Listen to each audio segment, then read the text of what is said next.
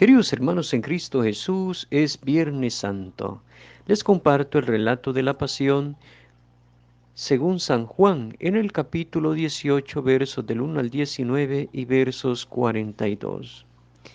En aquel tiempo, Jesús fue con sus discípulos al otro lado del torrente Cedrón, donde había un huerto, y entraron ahí él y sus discípulos. Judas, el traidor, conocía también el sitio, porque Jesús se reunía a menudo ahí con sus discípulos.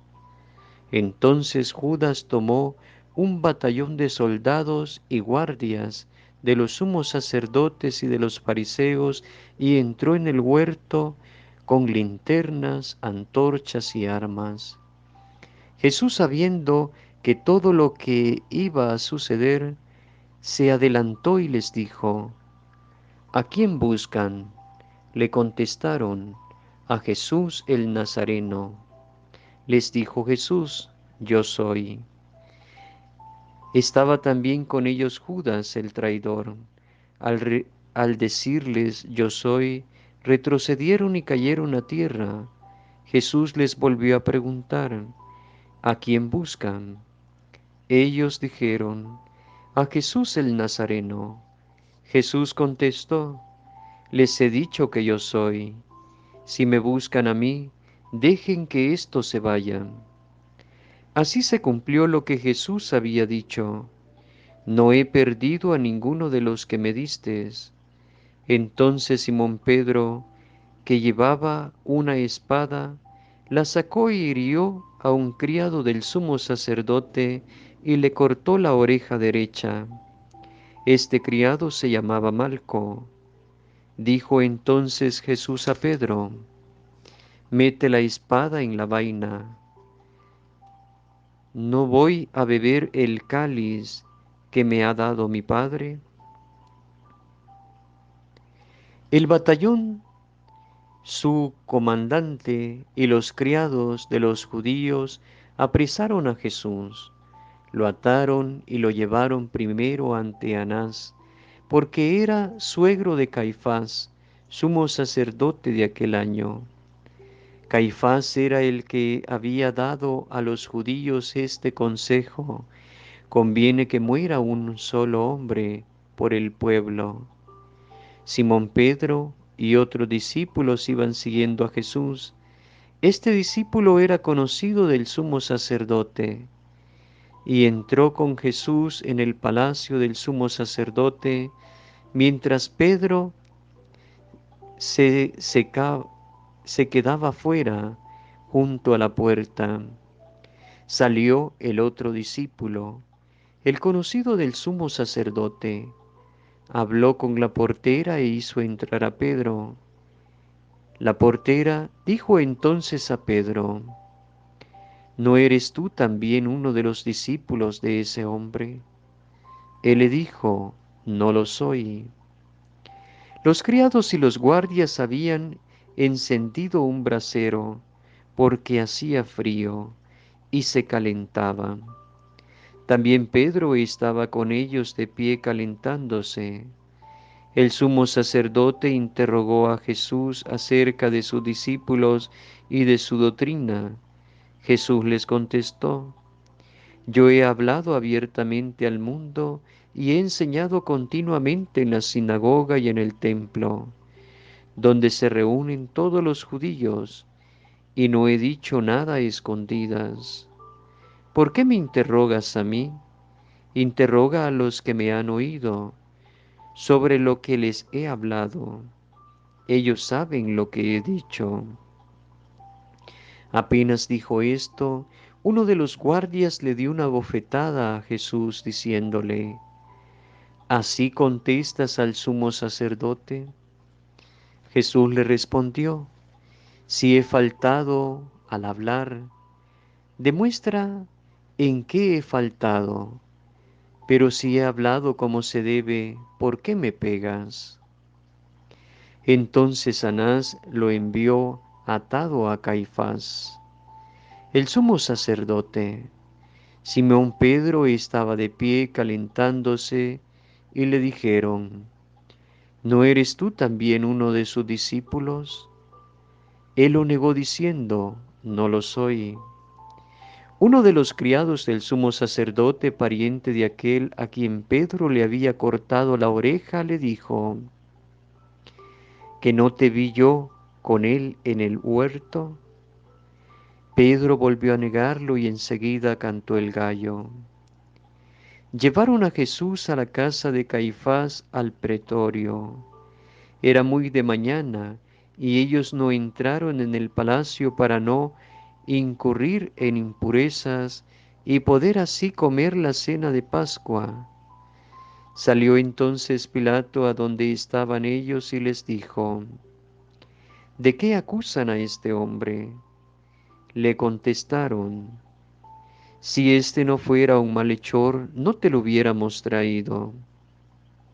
Pilato les dijo, pues llévenselo a juzgar y júzguenlo según su ley. Los judíos le respondieron, no estamos autorizados para dar muerte a nadie. Así se cumplió lo que había dicho Jesús, indicando de qué muerte iba a morir. Entró otra vez Pilato en el pretorio, llamó a Jesús y le dijo, ¿eres tú el rey de los judíos? Jesús le contestó, ¿eso lo preguntas por tu cuenta o te lo han dicho otros? Pilato le respondió, ¿acaso soy yo judío? Tu pueblo y los sumos sacerdotes te han entregado a mí. ¿Qué es lo que has hecho? Jesús le contestó, mi reino no es de este mundo. Si mi reino fuera de este mundo, mis servidores habrían luchado para que no cayera yo en manos de los judíos, pero mi reino no es de aquí. Pilato le dijo, ¿con que tú eres rey? Jesús le contestó, tú lo has dicho, soy rey. Yo nací y vine al mundo para ser testigo de la verdad. Todo el que es de la verdad escucha mi voz. Pilato le dijo, ¿y qué es la verdad? Dicho esto, salió otra vez a donde estaban los judíos y les dijo, no encuentro en él ninguna culpa. Entre ustedes es costumbre que por Pascua ponga en libertad a un preso. ¿Quieren que les suelte al rey de los judíos? Pero todos ellos gritaron, no, a ese no, a Barrabás. El tal Barrabás era un bandido. Entonces Pilato tomó a Jesús y lo mandó azotar. Los soldados trenzaron una corona de espina, se la pusieron en la cabeza, le echaron encima un manto color púrpura y acercándosele a él le decían, «Viva el Rey de los judíos», y le daban de bofetadas. Pilato salió otra vez fuera y les dijo, «Aquí lo traigo para que sepan que no encuentro en él ninguna culpa». Salió pues Jesús llevando la corona de espinas y el manto color púrpura. Pilato les dijo, «Aquí está el hombre». Cuando lo vieron los sumos sacerdotes y sus servidores gritaron, «Crucifícalo, crucifícalo». Pilato les dijo, «Llévenselo ustedes y crucifíquenlo, porque yo no encuentro culpa en él». Los judíos le contestaron, «Nosotros tenemos una ley, y según esa ley tiene que morir, porque se ha declarado Hijo de Dios». Cuando Pilato oyó estas palabras, se asustó aún más, y entrando otra vez en el pretorio, dijo a Jesús, «¿De dónde eres tú?». Pero Jesús no le respondió. Pilato le dijo entonces, «¿A mí no me hablas? ¿No sabes que tengo autoridad para soltarte y autoridad para crucificarte? Jesús le contestó, no tendrías ninguna autoridad sobre mí si no te la hubiera dado de lo alto. Por eso, el que me ha entregado a ti tiene un pecado mayor. Desde ese momento Pilato trataba de soltarlo, pero los judíos gritaban, si sueltas a ese, no eres amigo del César. Al oír estas palabras, Pilato sacó a Jesús y lo sentó en el tribunal, en el sitio llamado el Enlosado. Era el día de la preparación de la Pascua, hacia el mediodía. Y dijo Pilato a los judíos, aquí tienen a su rey. Ellos gritaron, fuera, fuera, crucifícalo. Pilato les dijo, ¿y a su rey voy a crucificar? Contestaron los sumos sacerdotes, no tenemos más rey que el César. Entonces se lo entregó para que lo crucificaran. Tomaron a Jesús y él, cargando con la cruz, se dirigió hacia el sitio llamado la Calavera, que en hebreo se dice Gólgota, donde lo crucificaron, y con él a otros dos, uno de cada lado, y en medio Jesús. Pilato mandó escribir un letrero y ponerlo encima de la cruz. En él estaba escrito, Jesús el Nazareno, el Rey de los judíos. Leyeron el letrero muchos judíos porque estaba cerca el lugar donde crucificaron a Jesús y estaba escrito en hebreo, latín y griego. Entonces los sumos sacerdotes de los judíos le dijeron a Pilato, no escribas el rey de los judíos, sino, éste ha dicho, soy el rey de los judíos. Pilato le contestó, lo escrito, escrito está. Cuando crucificaron a Jesús, los soldados cogieron su ropa e hicieron 4 partes, una para cada soldado, y apartaron la túnica. Era una túnica sin costura, tejida toda de una misma pieza de arriba a abajo. Por eso dijeron, no la rasguemos, sino echemos a suerte para ver a quién le toca. Así se cumplió lo que dice la Escritura. Se repartieron mi ropa y echaron a suerte mi túnica. Y eso hicieron los soldados. Junto a la cruz de Jesús estaba su madre, la hermana de su madre, María la de Cleofás y María Magdalena. Al ver a su madre y junto a ella al discípulo que tanto quería, Jesús dijo a su madre, Mujer, ahí está tu hijo. Luego dijo al discípulo, ahí está tu madre. Y desde entonces el discípulo se la llevó a vivir con él. Después de esto, sabiendo Jesús que todo había llegado a su término, para que se cumpliera la escritura, dijo, tengo sed. Había ahí un jarro lleno de vinagre. Los soldados sujetaron una esponja empapada en vinagre a una caña de hisopo y se la acercaron a la boca. Jesús probó el vinagre y dijo, todo está cumplido. E inclinando la cabeza, entregó el Espíritu. Entonces los judíos, como era el día de la preparación de la Pascua, para que los cuerpos de los ajusticiados no se quedaran en la cruz el sábado, porque aquel sábado era un día muy solemne, pidieron a Pilato que les quebraran las piernas, los quitara de la cruz. Fueron los soldados Le quebraron las piernas a uno y luego al otro de los que habían sido crucificados con él.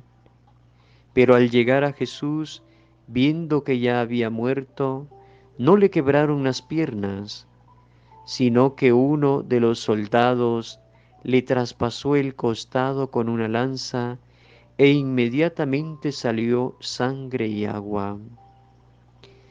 El que vio da testimonio de esto, y su testimonio es verdadero, y él sabe que dice la verdad, para que también ustedes crean.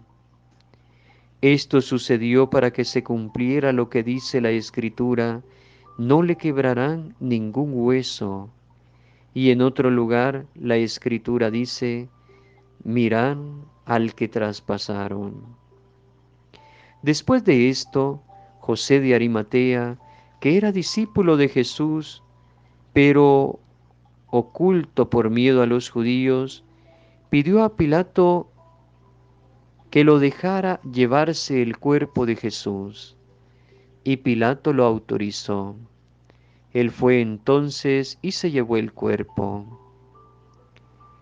Llegó también Nicodemo, el que había ido a verlo de noche, y, y trajo unas 100 libras de una mezcla de mirra y aloe. Tomaron el cuerpo de Jesús y lo envolvieron en lienzos con esos aromas, según se acostumbraba a enterrar entre los judíos. Había un huerto en el sitio donde lo crucificaron, y en el huerto un sepulcro nuevo donde nadie había sido enterrado todavía. Y como ya los judíos era el día de la preparación de la Pascua, y el sepulcro estaba cerca, ahí pusieron a Jesús. Palabra del Señor, gloria y honor a ti, Señor Jesús. La ejecución de Jesús no ha sido algo casual. Es fruto, si queremos llamarle así, del un mal entendido de las autoridades religiosas y políticas de Israel, en el sentido que no comprendieron el mensaje que Jesús de Nazaret les traía. Y es ese hecho también el que le condujo a la cruz. Y es por el motivo también por el cual Dios a través de su Hijo muestra también su misericordia, reconciliándonos el Hijo con Dios Padre mediante la resurrección gloriosa de Cristo, que también nos trae la salvación. La resurrección no elimina el escándalo de la cruz, como dirá San Pablo, sino que lo eleva el misterio, porque aún desde la resurrección nos tenemos que preguntar por qué y para qué la cruz. ¿Qué hace Dios en una cruz? Un Dios crucificado nos obliga a cuestionar toda nuestra imagen humana que nos hemos formado de Dios. La cruz rompe con todos nuestros esquemas sobre un Dios al que suponemos muchas veces o al que imaginamos muchas veces todopoderoso, pues en la cruz podemos contemplar la humanidad de Cristo, verdadero hombre, pero al resucitar también reconocemos que Cristo es verdadero Dios. El crucificado no tiene el rostro que nosotros atribuimos a la divinidad. En la cruz no hay belleza, en la cruz no hay poder, no hay fuerza, no hay sabiduría, no hay majestad. Dios no aparece como el que tiene poder sobre la muerte, sino como alguien que se sumerge en la naturaleza humana y desde ahí redime al ser humano. Con la cruz o se termina toda nuestra fe y entramos en una crisis ante la idea de Dios que muchas veces nosotros nos hemos formado y no comprendemos de verdad el Evangelio, o descubrimos en ella el inmenso amor que Dios tiene por toda la humanidad y de manera especial por ti y por mí. En la cruz descubrimos que Dios es alguien que sufre con nuestro dolor, con nuestro sufrimiento. Es Dios quien sufre también y ese dolor nuestro también le afecta. Nuestro sufrimiento salpica a Dios, si queremos pensarlo así. Dios no puede amarnos sin sufrir. A este Dios crucificado es un escándalo, es una necedad.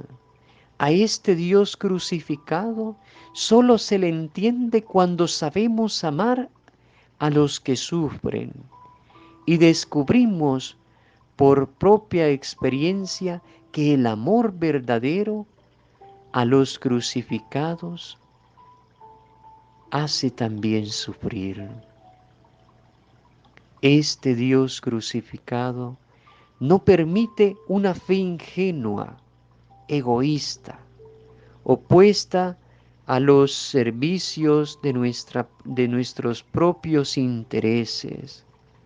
Este Dios crucificado nos pone mirar al sufrimiento, mirar el sufrimiento que sufren los abandonados de la historia, mirar al sufrimiento y escuchar el grito de tanta injusticia que hay en el mundo. El Dios crucificado me mueve a amar y a redimir el sufrimiento de los demás. A este Dios nos acercamos. Cuando sabemos acercarnos al dolor y al sufrimiento de los abandonados, de los marginados, de los excluidos, de aquel que ha sido desahuciado por una enfermedad terminal.